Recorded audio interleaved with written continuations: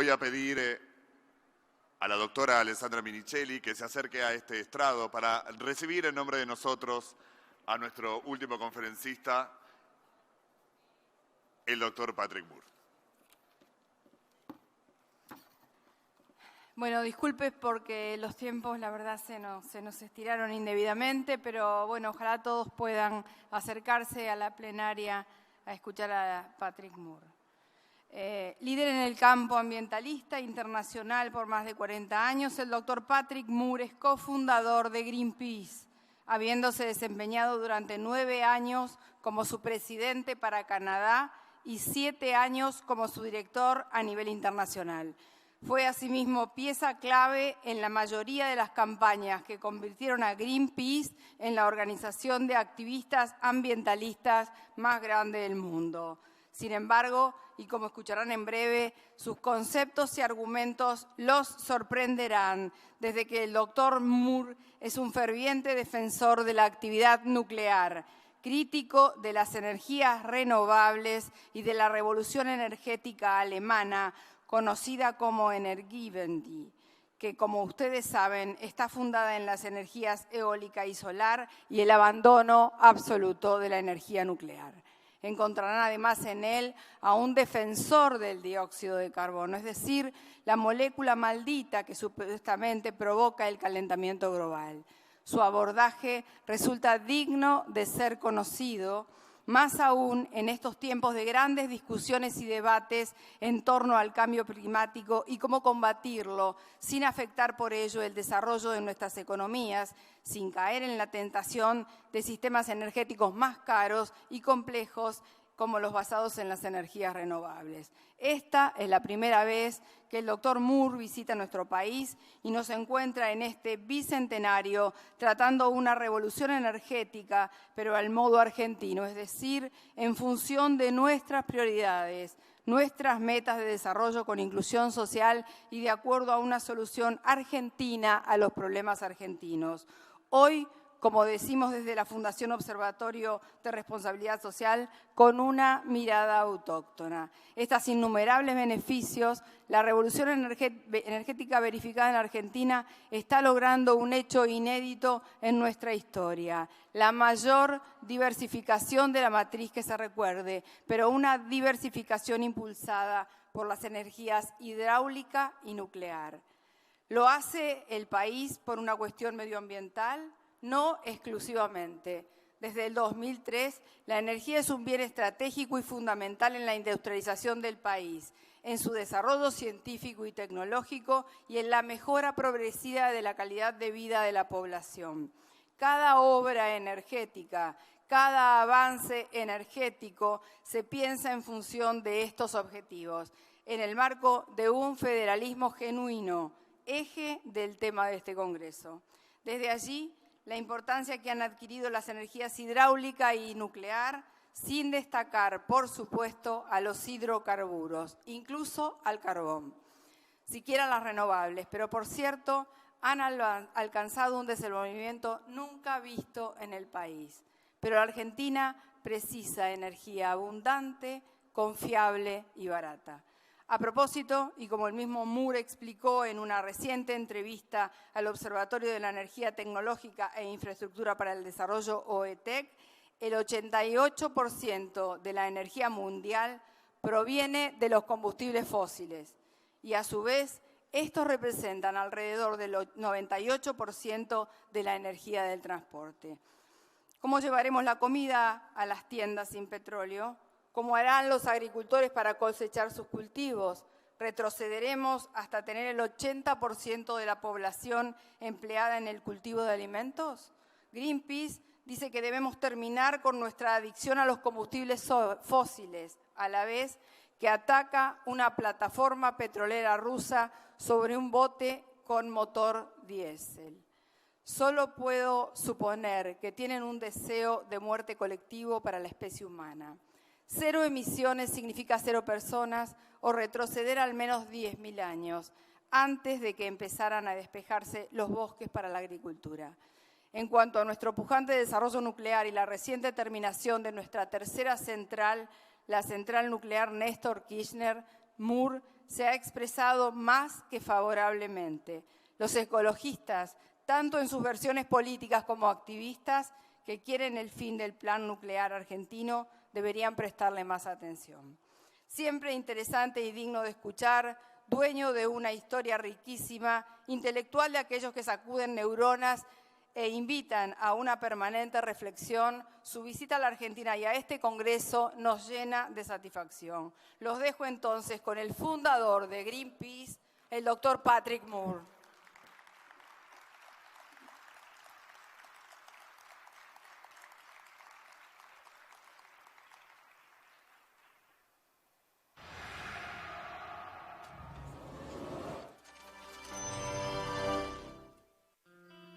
De origen canadiense, Patrick Moore ha sido un líder internacional en materia ambiental por más de 40 años. Inició su carrera como ecologista y cofundador de Greenpeace, siendo una pieza clave en las campañas que convirtieron a Greenpeace en la organización de activistas ambientalistas más grande del mundo. Entre 1990 y 1994 fue miembro de la Mesa Redonda sobre Medio Ambiente y Economía de British Columbia, la provincia más occidental de Canadá. Creó y fue presidente de la consultora Green Spirit Strategies, centrada en políticas y comunicaciones medioambientales. En 2014, el Dr. Moore fue nombrado director de estudios ambientales en el Centro de Frontera para las Políticas Públicas del gobierno canadiense. También se desempeña en calidad de director de EcoSense Environmental Inc. A lo largo de su reconocida trayectoria, se ha centrado en la promoción de la sostenibilidad y la construcción de consensos entre intereses en conflicto, trabajando para lograr una visión común sobre el cambio climático. Patrick, el ecologista sensato, es un activo defensor de la actividad nuclear, destacando los beneficios de la medicina y de la energía nuclear, y le reclama al movimiento ecologista mundial poner al día sus opiniones. Y hoy vamos a escuchar las suyas. Le damos la bienvenida a Patrick Moore.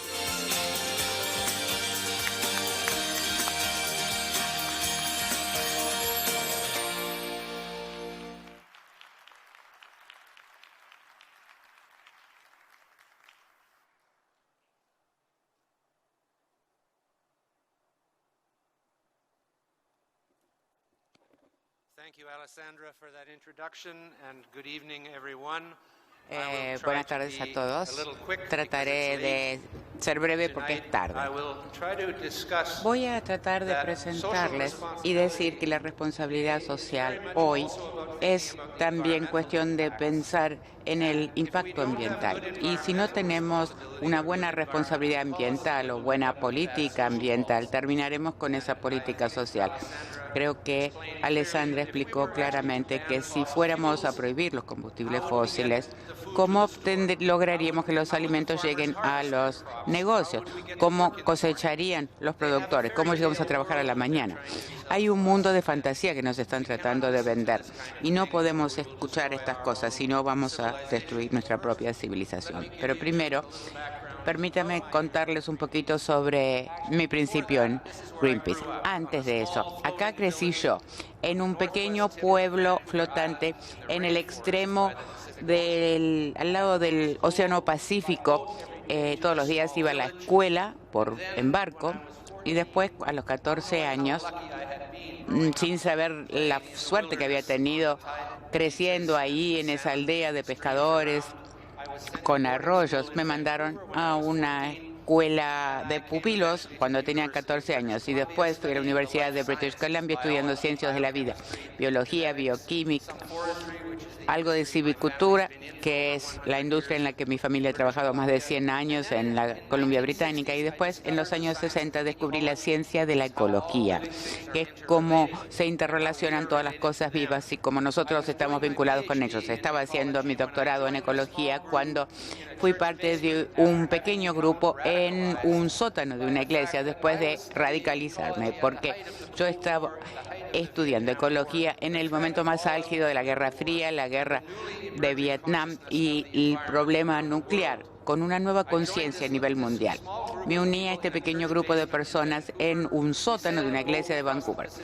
Cruzamos el océano en un pequeño barco para llamar la atención a las pruebas de las bombas de hidrógeno que se estaba haciendo en Estados Unidos en Alaska. Eso cambió el rumbo de la historia, porque esa fue la última bomba de hidrógeno que detonó Estados Unidos, y Nixon canceló el proyecto por esa objeción que habíamos presentado nosotros, que hizo detener todo el proyecto. Volviendo de Alaska, recibimos a la gran casa de la nación Quakiut, donde nos hicieron hermanos de la tribu. Para Greenpeace, esto inició la tradición de los guerreros del arco iris, una leyenda india que dice: un día cuando las aguas están negras y se caen los pájaros, todo el mundo se va a unir para salvar la tierra. Por eso llamamos a nuestro buque los guerreros del arco iris. Y yo pasé 15 años a la frontera de este movimiento en todo el mundo. Las pruebas nucleares francesas fueron nuestro siguiente objetivo. Francia seguía detonando bombas atómicas de hidrógeno en el Pacífico Sur a principios de los años 70. La mayoría de los otros países ya lo hacían en forma subterránea. Así que salimos en nuestro barco contra estas pruebas nucleares, y eran más difíciles que los americanos. Llevó años lograr que lo hicieran bajo tierra. Y en 1985, bajo orden del presidente Mitterrand, los comandantes lograron hundir el guerrero del arco iris. Ustedes vieron que hace unos días un señor salió a disculparse por haber hundido ese barco. Dice que fue un accidente.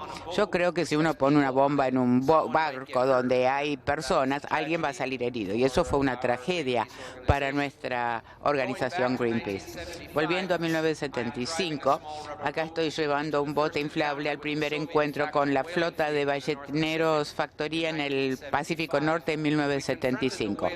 Nos enfrentamos a los balleneros poniéndonos frente a los arpones para proteger a las ballenas. Eso nos llevó a la televisión en todo el mundo y empezando a traer el movimiento de salve a las ballenas a todos los hogares. Pocos años después se prohibió en el norte del Océano Pacífico, y las ballenas se están recuperando rápidamente en todo el mundo hoy. Acá estoy sentado sobre una foca bebé en la costa de Canadá. Yo no quería que la mataran a la foca, pero bueno, a mí me arrestaron, me mandaron a la cárcel, y la foca la pelearon y después la pelaron. Esto trajo cambios en la forma en que Canadá maneja las focas, y ya no está matando, que ahora permanecen con las madres en la colonia sobre los hielos flotantes en Canadá. Entonces, ¿por qué me fui de Greenpeace después de liderarlo 15 años? El principal motivo es que cuando empezamos con Greenpeace teníamos una fuerte orientación humanitaria: salvar a la humanidad de la guerra nuclear. Cuando me fui de Nucleus, en algún momento se olvidó la paz y lo único que quedaba era lo verde. Y ahora los humanos eran llamados los enemigos de la Tierra por gran parte del movimiento ambientalista, que el mundo sería mejor sin nosotros en la Tierra, o somos demasiados nosotros. Yo no estoy de acuerdo con esa forma de pensar. También somos parte de la naturaleza. Los humanos evolucionaron junto con las otras especies que están en el planeta desde un principio, y tenemos que actuar como si somos parte de la naturaleza, no separada de la naturaleza. Y a los niños les enseñan que nosotros somos malos y la naturaleza es buena. Y eso no es buena idea. Es como volver a la religión pensando que hay algún tipo de pecado original. Yo no creo en el pecado original. La gente puede ser buena o mala, y la naturaleza es buena. Puede ser mala también cuando hay un volcán o una tormenta o un terremoto. El tema específico, porque me fui de Greenpeace, es que los otros directores, ninguno de los cuales tenía educación formal, decidió que teníamos que prohibir el elemento cloro en todo el mundo.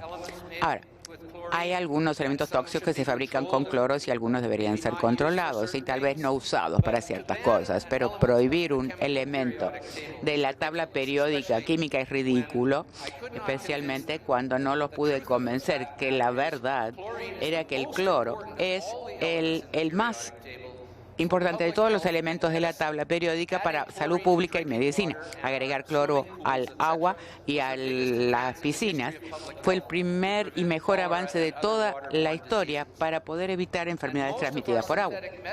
Y la mayoría de los medicamentos sintéticos tienen cloro en su composición química. Aún si ustedes miran cualquiera, muchos tienen un pequeño Cl en algún lado. Así que prohibirlo a nivel mundial era una idea bastante tonta. Sin embargo, siguieron adelante y como científico no tuve opción más que irme. Y después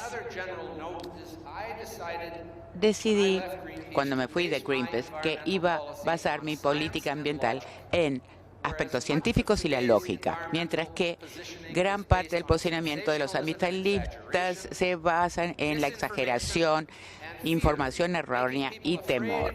Hacer que la gente tenga miedo de todo lo que come, respira, bebe, cuando en realidad vivimos más y ahora estamos más seguros que los humanos han estado en la historia de los humanos. Así que este gran temor por todo. Acá los transgénicos, miedo a la radiación, miedo a que lo que comemos realmente no se justifica en la medida que se promueve. Ahora quiero que ustedes se pongan a pensar algunas cosas de manera diferente a cómo pensaban antes. Muchos ambientalistas básicamente están contra la silvicultura, es decir, talar árboles para producir madera. Obviamente las grandes zonas hay que preservarlas como parques, pero aún áreas más grandes deberían usarse para producir árboles y ahí generar madera, que sin duda es el recurso natural más importante, no solo para energía, sino también para materiales, para construir casa, muebles y todas las otras cosas, papel y todas las cosas que hacemos con los árboles. Los árboles son el recurso renovable más importante y cuando uno tala y después planta, la vida silvestre puede seguir viviendo ahí, mientras que si usted tala y siembra ahí, eso es deforestación, ahí no va a tener la vida silvestre, pero necesitamos alimentos. Entonces el equilibrio entre producir árboles, alimentos y proteger la naturaleza debe estar en todos los planes de protección de la tierra de los países. El plan debe ser plantar más árboles, usar más madera, en lugar de lo que dicen muchos activistas, que es dejar de cortar tantos árboles. Si deja de cortar árboles, deja de usar madera. Y la madera es sumamente importante porque se fabrica en una fábrica que se llama Bosque con energía solar. No tenemos que usar combustibles fósiles para producir bosques, se hace con fotosíntesis, mientras que el plástico, hormigón y esas cosas que son cosas buenas, se tienen que hacer en fábricas reales con grandes insumos de energía, generalmente combustibles fósiles. Otra cosa, por algún motivo, Greenpeace tomó esta campaña contra la acuicultura, contra la piscicultura en el mar. Y de hecho en mi provincia de la Columbia Británica prácticamente han destruido esta industria porque le dicen a todos que las piscifactorías van a matar a los peces naturales del río. De hecho, es justamente lo opuesto. ¿Cuántos pollos silvestres o vacas silvestres o cerdos silvestres comen? Si no hubiéramos empezado a criar animales en tierra, hubiéramos ya comido hace mucho todos los animales que había en la tierra. O sea que estas piscifactorías sacan presión a los animales que están en el océano y es un alimento que es excelente para la salud, reconocido por grandes especialistas, y al mismo tiempo dan trabajo a gente en comunidades remotas, como en los fiordos al sur de Chile, donde miles de personas trabajan todo el año, mientras que la pesca comercial es de solo unos pocos meses y después tienen que conseguir algún ingreso de otra forma. Los que trabajan en la piscifactoría trabajan todo el año para producir un alimento sano. Sin embargo, los ambientalistas dicen, este es el David Suzuki, un genetista que está contra la genética, un líder en Canadá, que dice, nunca alimentaría a un niño con salmón de piscifactoría, es veneno. O sea que le está diciendo a la gente que no alimenten con uno de los alimentos más nutritivos a los niños, porque él dice que es veneno, cosa que es mentira, no es veneno, es excelente alimento. Esto es la pistola a la que le sale humo. CO2, dióxido de carbono, está aumentando en la atmósfera global. Muy probablemente, principalmente por nuestras emisiones de la quema de combustibles fósiles. Parte puede ser porque se están calentando los océanos en una tendencia de calentamiento que hemos tenido ya hace 300 años, desde que terminó la era de hielo en el 1700. Entonces, al calentarse el océano, se liberan otros oxígenos, otros gases, como así también el CO2. Usted ve que cuando el agua, cuando está saliendo el gas de las burbujas, sale como un humito. Esto es lo que haciendo el cambio climático tan peligroso causado por los humanos. El panel internacional sobre el cambio climático dice que es altamente probable que la influencia humana ha sido la principal causa del calentamiento observado desde la mitad del siglo XX, que es 1950. O sea que están diciendo que los humanos han sido la principal causa del calentamiento durante 65 años. No dicen cuál es la causa principal de calentamiento para los 4,6 mil millones de años antes de eso. Michael Crichton dijo algo que todos deberían considerar. Estoy seguro que hay demasiada certeza en el mundo, especialmente con respecto a esta idea de que nosotros estamos causando un peligroso cambio climático para el cual no hay evidencia científica. Lo que hay es hipótesis de que el CO2 es un gas de efecto invernadero y, por lo tanto, si todo lo demás permanece igual, puede causar cierto calentamiento, pero no sabemos cuánto. Y después hay tantos modelos informáticos que han demostrado ser erróneos para demostrar estos ritmos de calentamiento que en realidad nunca ocurren. Así que hay demasiada incertidumbre acá. Y fíjense lo que dice el IPCC. Dice: altamente probable. ¿Probable es una palabra científica? No, es una palabra, es una opinión, es un juicio. Dice, nosotros pensamos que la influencia humana ha sido la causa. No hay evidencia científica. Si hubiera evidencia científica, la pondrían para que nosotros la leamos. Pero lo único que dicen es que el debate se terminó, la ciencia está clara y eso parece ser el final. Supuestamente no hay que hablar después de eso. Estos son los últimos 1.000 millones de años de datos del clima global. Sabemos con diferentes isótopos y sedimentos marinos aproximadamente cuándo se produjeron las eras de hielo en la historia. Me equivoqué de botón, dice el orador. Ustedes ven que estos son las eras de hielo. 1, 2, 3, 4. En esta estamos nosotros, la era de hielo del Pleistoceno. Estos son las eras de invernadero, cuando había mucho más calor. Ahora el promedio es 14,5 grados centígrados. Había bajado a 11 o 12 durante la glaciación que ocurre en cada 100.000 años, pero en la época de invernadero es mucho más alta la temperatura. Promedio 22 grados. Antártida estaba cubierta de bosques y las islas árticas de Canadá. En realidad era bosque subtropical. O sea que tenemos que poner esto en perspectiva. Pensar que somos la causa del cambio climático hoy, solo 0,8 grados centígrados de aumento en los últimos 150 años. Y dicen que esto es un problema y que lo causamos nosotros, pero no hay evidencia de esto.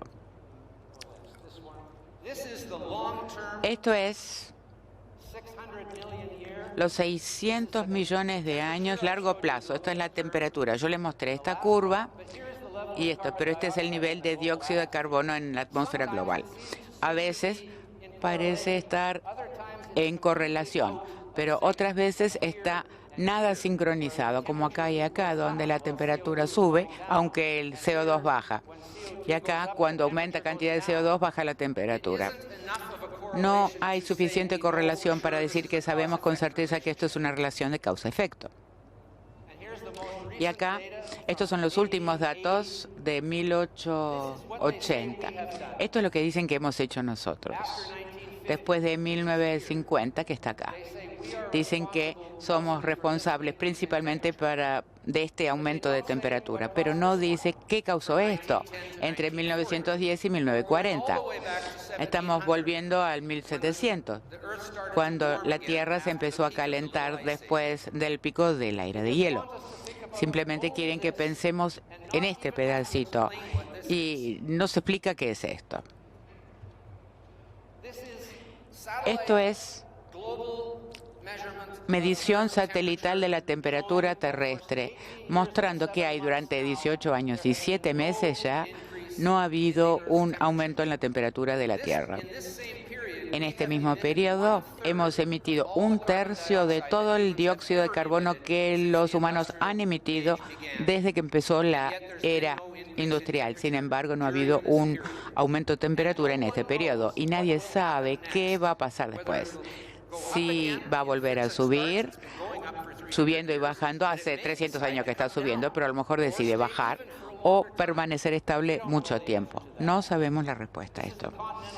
Esto es la parte continental de Estados Unidos, un periodo de 10 años. De hecho, la temperatura ha estado bajando.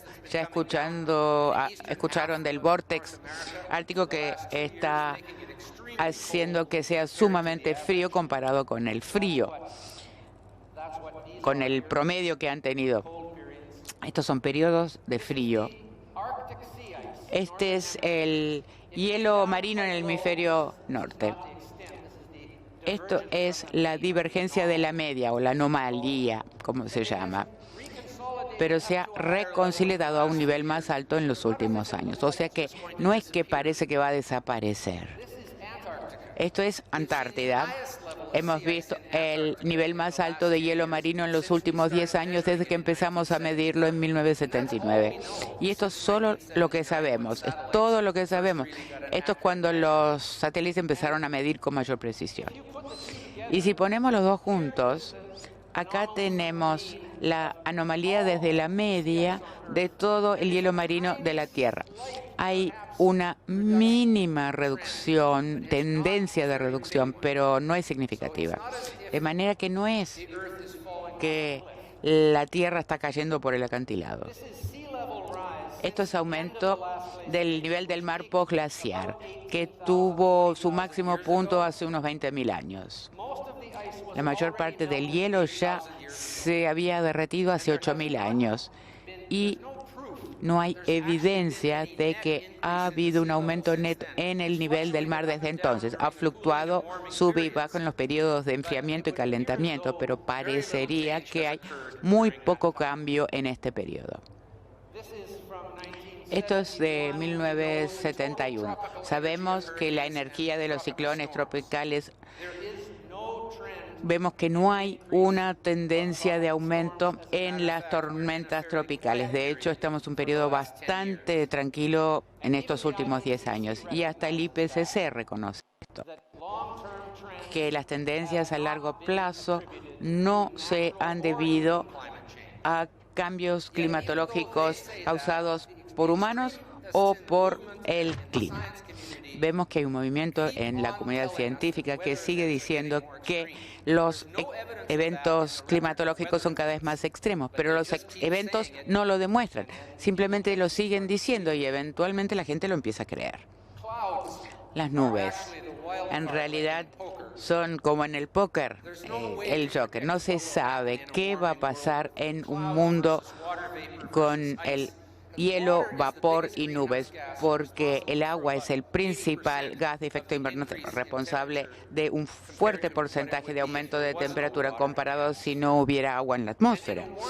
Y en un mundo más cálido hay más agua en la atmósfera, pero no sabemos si esa agua será en forma de vapor, que es un gas de efecto invernadero, o en forma de agua, nube, que no son gas de efecto invernadero, o en forma de hielo, nieve y hielo sobre la superficie de la Tierra, que no es un gas de efecto invernadero.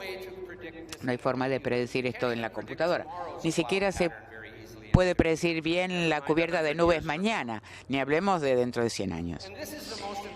Y esto es lo más importante que debemos focalizar. Sin dióxido de carbono en la atmósfera global, esto sería un planeta muerto. Es el alimento más importante para la vida. Nosotros somos una vida basada en el carbón. Está todo basado en el carbón y ese carbono proviene del CO2. CO2 ahora está a un nivel más bajo de lo que ha estado en toda la historia de la Tierra y de la historia de la vida en la Tierra.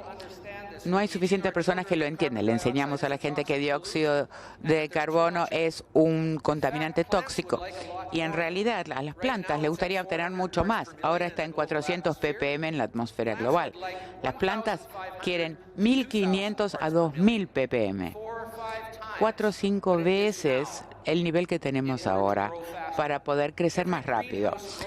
Todos los viveristas y los que tienen invernadero en el mundo inyectan CO2 en el ambiente para que las plantas crezcan más rápido, pero nadie lo sabe.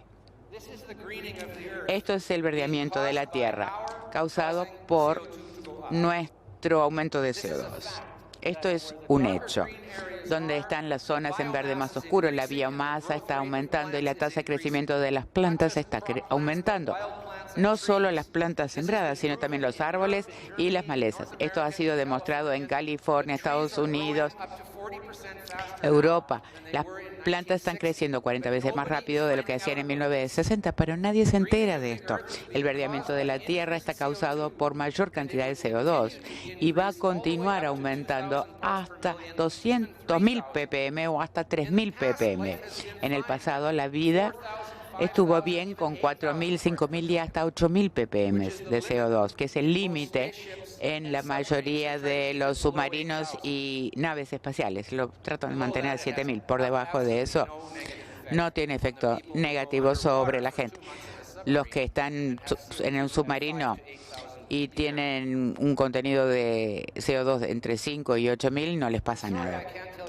Lamento que no le puedo decir más sobre cambio climático en este poco tiempo que tenemos, pero esto es una muestra, hay mucho para aprender. Solo quería darle esos detalles. Ahora vamos a hablar de energía. 88% de la energía mundial es producida por combustibles fósiles. Y como dijo Alessandra, el 98% de la energía para transportar a personas, bienes y alimentos proviene de combustibles fósiles. Después tenemos, además de eso, hidroeléctrica y nuclear y renovables acá. La hidroelectricidad representa el 20% de la producción mundial de electricidad. Es sin duda la fuente más importante y el movimiento ambientalista está en contra de eso, aunque no produce gas de efecto invernadero. Y sí, transforma un valle en un lago, pero no es como que no hay suficientes valles en el mundo o hay demasiados lagos. En realidad hay mucho más valles que lagos. Entonces, ¿qué tiene de malo hacer unos lagos más, donde puede haber pesca y la gente puede hacer recreación y vivir alrededor de ellos? Por lo menos eso hacemos en América del Norte. Este es el dique Tres Gargantas, que hizo que Greenpeace hizo que el Banco Mundial le sacara financiación al proyecto. Esta planta reemplaza 40 plantas de carbón y evita las inundaciones cuando hay copiosas lluvias, que a veces mataban miles de productores que producen alimentos río abajo. Además, les permite irrigar el doble de tierra porque ahora el agua es controlada y pueden irrigar. Esto es un desarrollo sustentable. Tiene buenos beneficios sociales, económicos, culturales para la gente. Sin embargo, hay quienes se oponen a esto. ¿Qué deberían hacer? ¿Construir 4 plantas de carbón? Yo creo que no. Energía nuclear, particularmente cuando hay escasez de combustibles fósiles, dentro de 200, 300 años, lo que tardemos en obtener todo el shale, los petróleos no convencionales. La fuente nuclear será la fuente más importante de electricidad en el futuro y hay combustible para miles de años. Quiero felicitar a Argentina por continuar construyendo plantas nucleares. Tantos otros países. Vietnam está construyendo 2 plantas nucleares. ¿Vietnam construiría si fuera demasiado caro? No. Esa es la única crítica que parecen tener aquellos que están contra las plantas nucleares, porque en cifras es una de las tecnologías energías más seguras que tenemos, además de la electricidad. Si vemos cuánta gente que ha sido matado por energía nuclear, la cantidad de personas es mínima comparado con energía eólica o solar incluso. Y hay 20 países que están produciendo más del 15% de su energía con combustible nuclear porque son inteligentes y saben que es un combustible seguro, costo efectivo y de uso responsable.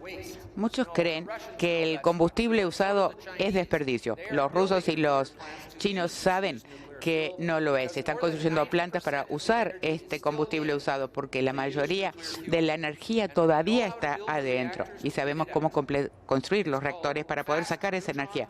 Se llaman los reactores de neutrones rápidos. Búsquenlo en Wikipedia.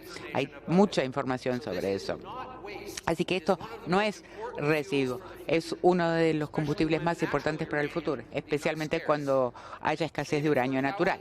Guárdelo 1000 años si quiere, porque la parte nuclear ahí adentro se va a descomponer tan lentamente que puede esperar 2000 años antes de usarlo. Así que nuclear y la energía hidroeléctrica son las únicas fuentes de energía que realmente pueden, a gran escala, reemplazar los combustibles fósiles para la producción de electricidad. Estas cosas son demasiadas caras para los países en desarrollo. Solamente los países más ricos pueden gastar dinero subsidiando esto de tal manera. En Alemania, donde han invertido cientos de millones en esto, todavía están produciendo más CO2 en estos últimos 3 años por la producción de combustibles fósiles, porque necesitan tener plantas de carbón funcionando tiempo completo para tenerlo como backup cuando deja de soplar el viento o cuando no hay sol. La energía eólica, igual que el solar, no cuesta tanto, pero sigue siendo más caro y todavía sigue no confiable. Esto es lo que pasa cuando se pone energía eólica. Un día tiene 12.000 megawatts, al día siguiente no tiene nada. ¿Qué hace esos días? ¿Los manda a todos a la casa? La casa tampoco va a tener electricidad esos días. O sea que necesita otra cosa, tiene que construir una planta de carbón, además de construir la turbina. Y las empresas de servicios públicos, por ley, tienen que comprar la energía eólica al doble del costo de la energía producida por las plantas de carbón. Realmente la situación en Alemania es muy compleja y no sé qué van a hacer al respecto. Greenpeace dice que este buque tiene motores eléctricos super eficientes y velas que establecen las normas para la navegación sustentable, funcionar con el viento, pero nunca mencionan el motor de muchos HP que tiene acá abajo. Sin embargo, salen y protestan contra la plataforma petrolera rusa con buque que se alimenta con petróleo y dice que tienen que acabar con la adicción al petróleo. No teníamos un arma nuclear cuando fuimos contra el programa de prueba de Estados Unidos. Si fueran en buque, en un velero, hasta la plataforma petrolera, por lo menos los admiraría por su coraje. Pero creo que lo que hacen sigue siendo tonto. Este es el buque guerrero del arco iris abasteciéndose de gasoil de British Petroleum. Y dicen que hay que terminar la adicción a combustible fósil. Acá están cargando 20.000 litros de combustible fósil. Esto es donde obtenemos el petróleo en nuestro país. Nuestro país ha sido ridiculizado e insultado en todo el mundo por usar el petróleo de estas arenas bituminosas. Estamos limpiando las arenas. Hace millones de años, cuando se crearon las montañas rocallosas, se contaminaron estas arenas y ahora lo podemos extraer así. Después lo llevamos a la fábrica, quitamos el petróleo que tiene la arena y volvemos la arena en condición limpia. Y al mismo tiempo es un negocio y damos combustible a todos. Dicen que las arenas bituminosas están destruyendo el bosque boreal de Canadá. Este es el bosque boreal de Canadá, la mitad más o menos, y acá las arenas bituminosas. Es como un granito en un elefante. Desde el punto de vista de destrucción del bosque es nada. Y además, cada pulgada cuadrada de estas arenas bituminosas tienen que ser recuperadas cuando se termina la explotación. Todo se limpia, todo se regresa, se pone la vegetación. ¿Cuándo van a poner Buenos Aires de vuelta como era originalmente? O Los Ángeles, o California, o Nueva York, como era naturalmente el ecosistema. No lo van a hacer, no es plan que tienen, aunque han destruido todo el ecosistema natural. En Canadá hacemos esto, después de terminar con la extracción, porque ahí no vive nadie. Entonces podemos hacer una zona silvestre, llevar bisones, donde había un dique de cola, y contratar a los locales para que cuiden a los animales, y podemos plantar bosques donde una vez había una mina. Esto para mí es suficientemente bueno.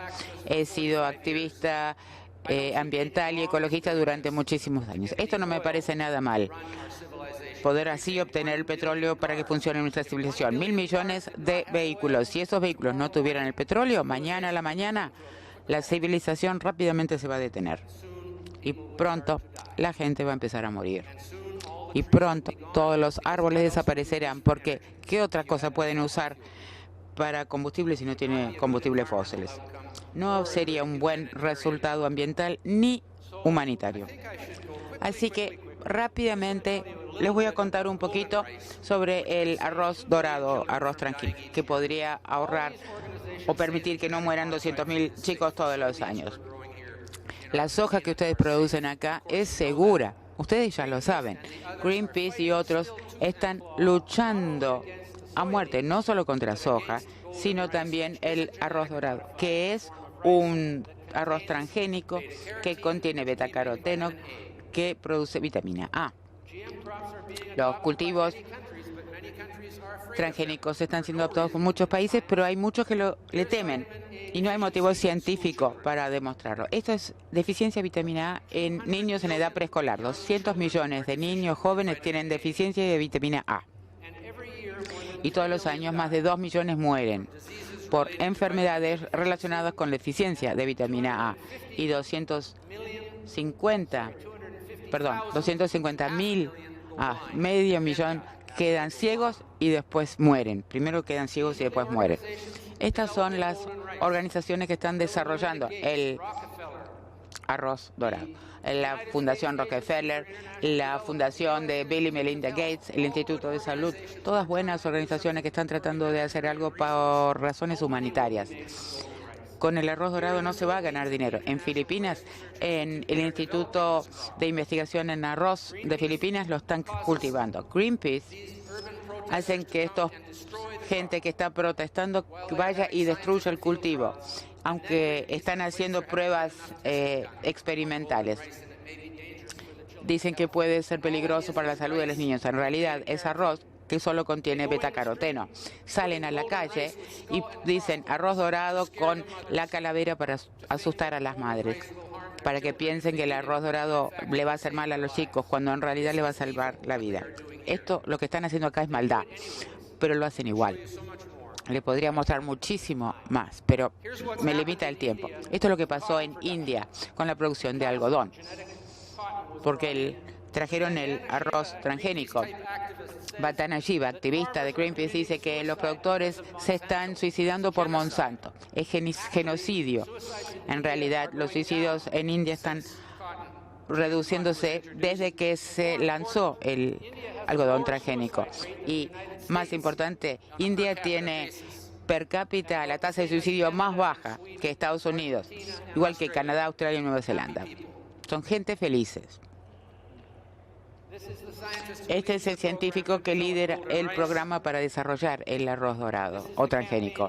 Y esta es la campaña que yo lancé contra Greenpeace por causar la muerte de millones de niños por oponerse al arroz transgénico. Me pueden seguir en Twitter, @EcoSense_Now, o pongan mi nombre.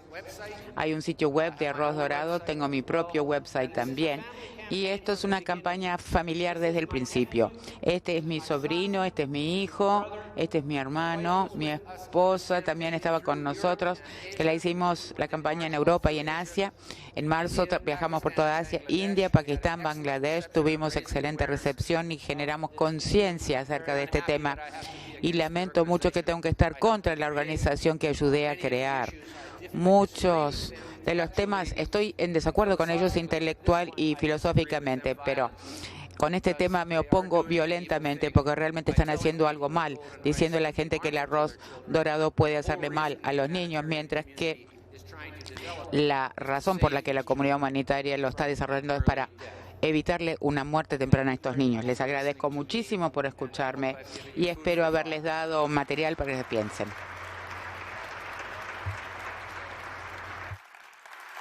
Thank you. There is no time for questions. Okay? That's okay.